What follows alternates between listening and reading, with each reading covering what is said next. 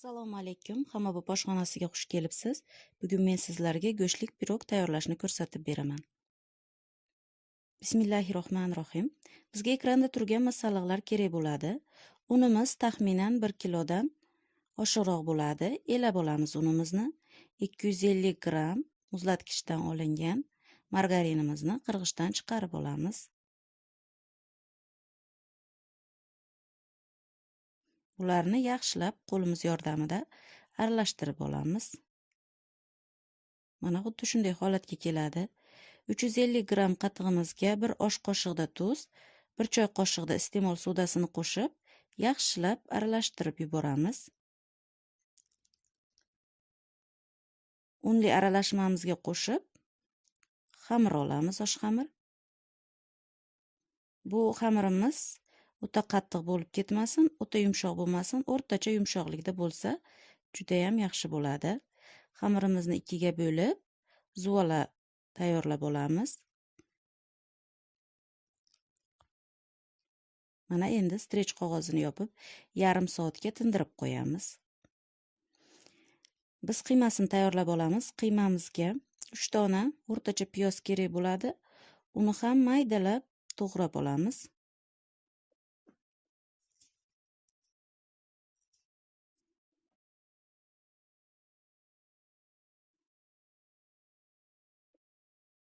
Kartoshkamizni ham maydalab to'g'rab olamiz.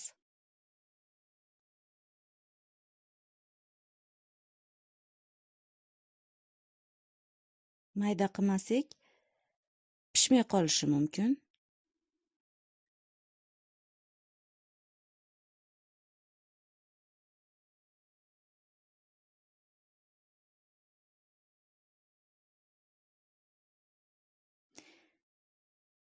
Mana endi idishimizga kartoshkamizni solamiz. Piyozimizni ham solamiz.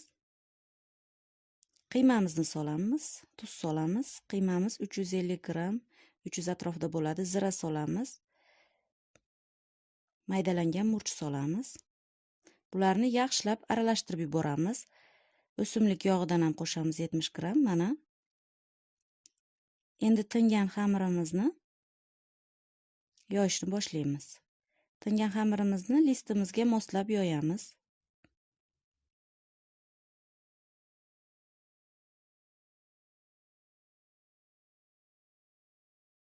Mana endi listimizga xamirimizni solamiz.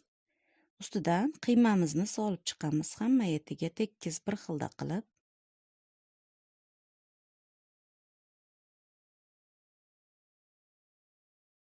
Keyingi xamirimizni ham yoyib olamiz.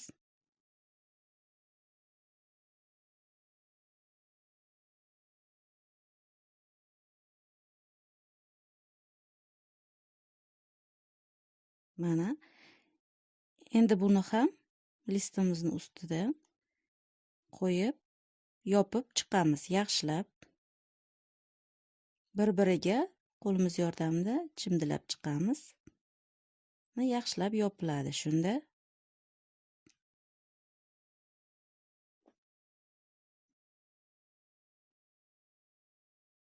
Xuddi shunday qilsa ham bo'ladi. Chimdilab chiqqandan keyin yana bu tomonga qayirib olamiz. Sanchqa yordamida yaxshilab ezib chiqamiz. Bir dona tuxumni chaqib, 1 choy qoshiqda kurkuma qo'shib, yaxshilab aralashtirib yuboramiz va pirogimizni ustidan surtib chiqamiz. Rangi ham sariq, chiroyli chiqadi shunda. Kurkumani xohlasangiz qo'shmasligingiz ham mumkin. Sanchqa yordamida endi gul chiqarib olamiz. Ustidan kunjut sepamiz. 180 gradusli gaz pechida 40-45 minut oralig'ida pishirib olamiz.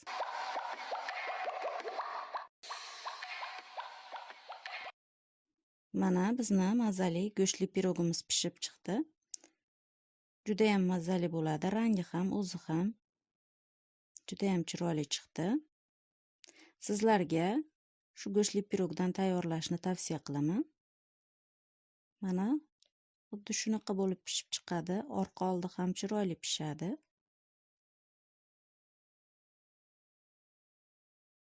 Sizlar ham albatta bundan tayyorlab ko'ringlar. Albatta sizlarga yoqib qoladi.